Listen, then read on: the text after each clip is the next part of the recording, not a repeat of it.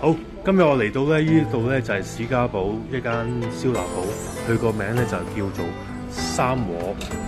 咁咧佢係喺多倫多咧立咗30幾年㗎，係老字號嘅餐廳嚟㗎啦。咁咧佢哋咧嗰啲燒臘咧非常之出色嘅，就佢哋咧所有嘅燒臘咧都係用咗魚香園嘅產品嘅。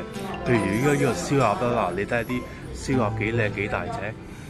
啲顏色又咁均勻咧，佢咧就係用咗呢個魚香園嘅蘇梅醬同埋呢個柱侯醬嚟醃製嘅。你睇下啲燒鴨同埋啲燒豬，同埋加上佢嗰個豉油雞，都係攞咗呢個魚香園嘅山曬鮮秋嚟醃製嘅。